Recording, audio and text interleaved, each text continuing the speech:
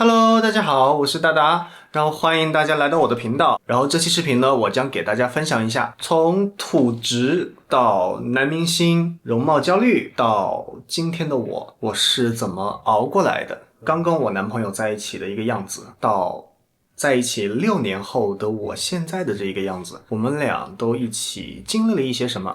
然后我将在这一个视频里面分享给大家。那么废话不多说，我们就进入我们今天的视频主题吧。然后喜欢我的视频的各位看官们，请一定要记得点赞、投币、收藏，一键3连，谢谢大家。通过我之前的视频，大家都知道我跟我的男朋友是从一个固定的一个走到了今天，但是在那一条视频里面没有告诉大家的是，跟他在一起的这个过程当中，我对我自己做出了多少改变，从我的外貌到我整个人的一个心态。聊到这一些呢，就不得不提到一个词，那就是容貌焦虑。其实现在这个社会当中，很多人都有这个所谓的容貌焦虑，包括我，尤其是在我刚刚认识我男朋友不久的那个时间段里面，因为那个时候我并不长我现在这个样子，虽然我现在这个样子也没有好看到哪去吧，但是那个时候呢，就是不懂得如何去打扮自己。认识他的那一年是高3临近毕业吧，然后大家都知道，因为是在学校里面，主要的生活内容是读书嘛，大家穿的都是校服啊，同学之间呢也不会太去注重自己的所谓的一个外表。那个时候大家都是灰头土脸的，长得都差不多，打扮的也都差不多，所以其实那个时候还是没有所谓的一个容貌焦虑的一个问题的。但是大家也知道，我男朋友他比我大很多，对不对？我刚刚认识他的时候，我还是一个学生的一个样子，但是我男朋友呢，他已经是一个大人的模样了。我记得我男朋友当时的打扮就是 gay 圈天才的那一种感觉。大家知道他是做服装的那个时候，所以他的衣服呀，整体的一个穿着呀，都是一看就是有精心的挑选过的，不像我那个时候就是怎么说呢，也不好形容，反正就是丑，然后看着就是一个普通的直男。就如果我是当时的他，我是绝对不会跟当时的我在一起的，甚至都不会跟当时的那个我做朋友，因为的确就不像是一类人。但是大家后来也知道了，我碰巧走进了他的服装店，然后当时他在他自己开的那个服装店里面就主动的加上了我的微信，对不对？但是后来我也问过他这个问题，你当时是怎么看上那个时候的我的？他其实就是觉得当时的我特别的单纯、清纯、懵懵懂懂的，然后感觉我特别容易被骗，所以他不知道为什么就有一种莫名其妙的保护欲就浮上来了，然后就想进一步的认识一下我。但是他也说的很直接，他说当时我的那个打扮的确，我整个人的一个样子、穿衣服的风格都显得我非常的丑。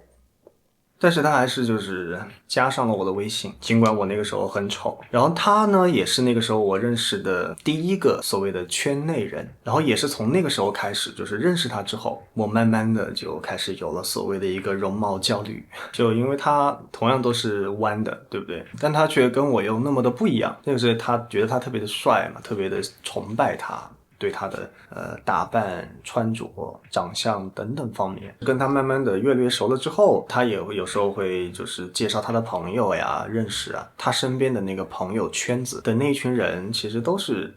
跟我非常的不一样。就以现在我的视角来看，他们当时都是属于那种很典型的这个圈子内的那一种人的一个打扮，比较的精致得体。而我那个时候在他朋友面前就显得特别的像一个就土直男，包括那个时候跟他出去玩、喝酒什么的，跟他的朋友一起，我都明显的能感觉得到他的那些当时的那些朋友好像不是很把我就当成一件事，就很多时候玩游戏啊什么什么的，大家会直接就有可能略过我。当然不是他们故意就是无视我呀怎么样的，只是我当时的确太不起眼了。当然我是一个内心比较敏感的人，那些事情还是就会受打击。其实关于容貌焦虑这件事情的本质呢，就还是一个攀比的一个心理，就是长相的一个攀比。当你特别想融入到一个不属于当时的你的一个圈子的时候，你就会开始焦虑。就比如当时的我当然，关于容貌焦虑这件事情呢，我是一直没有跟我男朋友提过的，但是他就还是有在默默的在帮助我。比如说，他当时是在开服装店嘛，所以他的整个人的衣品都还是比较好的，所以当时呢，他是把他的很多衣服都免费的拿给我来穿。包括我去他店里面找他玩，几乎每次都会带着我在他店里面去随便搭一套衣服，然后最后那套衣服就直接送给我了。除了在他店里面他会送我很多衣服，并且帮我搭配衣服之外，他还会把他很多以前的一些他穿不下的、尺码不太合适的衣服也是会直接送给我。所以关于这个问题，一直到现在我都有一点改不掉，就是我很喜欢让他去帮我买衣服，然后我也特别喜欢去穿他的衣服，比如说我身上这一件其实就是他的衣服，还有鞋子呀什么什么的。当然他有时候还开玩笑的跟我抱怨，就说我能不能别老穿他的衣服了。就他的衣服我就是穿到就是已经他没有办法再从自己的所有衣服里面找出一件我没有穿过的衣服，就几乎都被我穿过了。所以在这件事情上真的还是也是很感谢他。当然除了这种穿着上面之外，本身的一个容貌呢，我还是也有去做一些小小的调整的。自从跟他在一起之后，我就越来越频繁的去网上看一些美妆的视频，然后一点点的去学习化妆。当然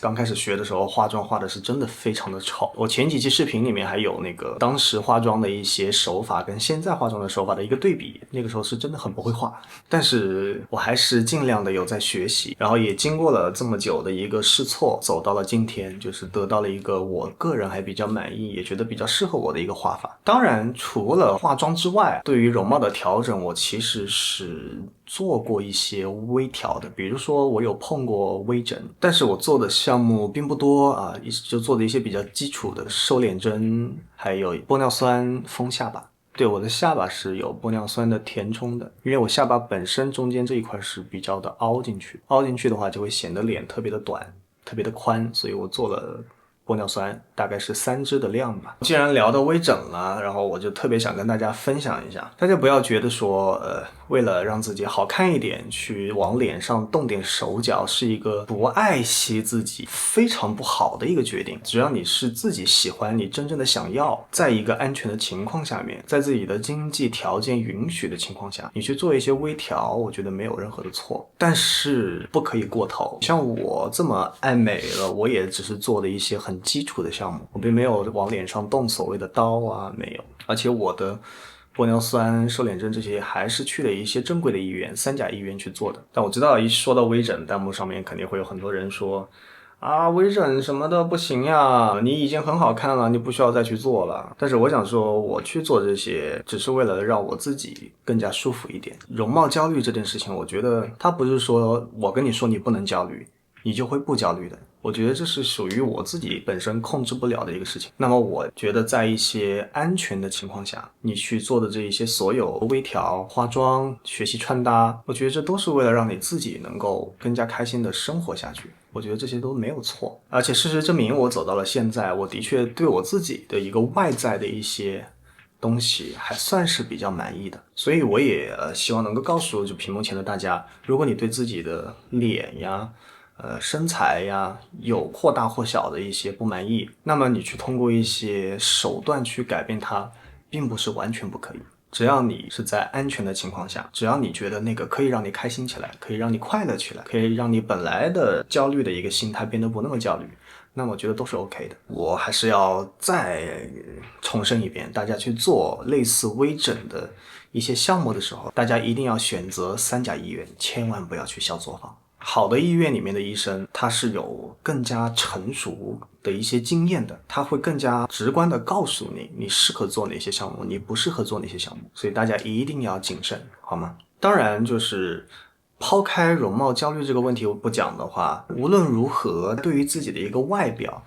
我觉得还是需要花点时间去调整一下的。就是虽然说我们看人吧，不能只看他的外表，对不对？我们要更多的是关心他的内在。他的涵养、他的学识、他的眼界，但是我们不得不承认，就现在如今这个社会，不看脸是一件几乎不可能的事情。包括你去公司面试应聘，人家看到你的第一眼一定是你的外表。当然，如果你硬要说外表在这些事情里面不可能给你加到分的话，那我没有办法去反驳你。但是我要告诉你的是，把自己打扮得干干净净、漂漂亮亮一点，没有错。这个世界上没有人会去不喜欢美的东西的。经历了那么多，你要说我完全没有容貌焦虑了，也并不是。我容貌焦虑是一直都是有的，只不过现在的我对比之前的我来说，对待这件事情会更加的坦荡一点，得心应手一点，因为我知道哪一些是我改变得了的，哪一些是我改变不了的。但是话说回来，我其实现在最大的问题是现在有一个新的焦虑了，就是身材焦虑。就现在我们这个圈子里面的很多人都非常的努力的在健身啊，就特别的卷，所以现在搞得我最近有一点身材焦虑了，特别想去报一个健身房，但是自己又没有那么多空闲的时间，所以现在最近在焦虑这个事情。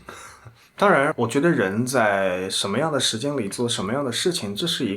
也是一个比较重要的事情。所以如果你现在还在忙你的学业的话，那么我建议你可以先放一放自己的所谓的一些其他的焦虑。但是如果你已经出了社会了，出了学校了，然后发现自己有这一些或大或小的一些焦虑的问题的话，那么我也希望你能够抓紧时间去提升一下自己。我也希望你能够把自己打扮得干干净净、漂漂亮亮的。然后我也希望这一些能够在你步入社会的时候给你加到一些分，好吗？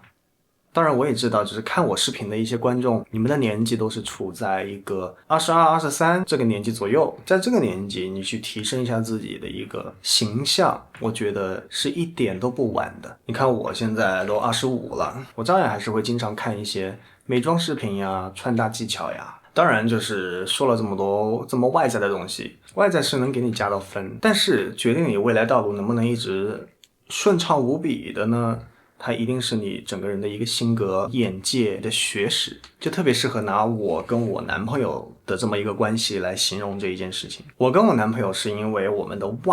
外表走在了一起，但能支持我们走完这6年的，并且能够一直支持我们走下去的，一定是我们俩的心。那么视频到这，我也希望大家在大家的学业、事业、感情道路上面都能顺顺利利的。如果大家有或多或少的这一些焦虑的问题的话，我也希望大家能够尽早找到解决掉他们的一些办法。然后最后，喜欢这期视频的你们一定要记得点赞、投币、关注，一键3连一波，谢谢。然后我们下期见。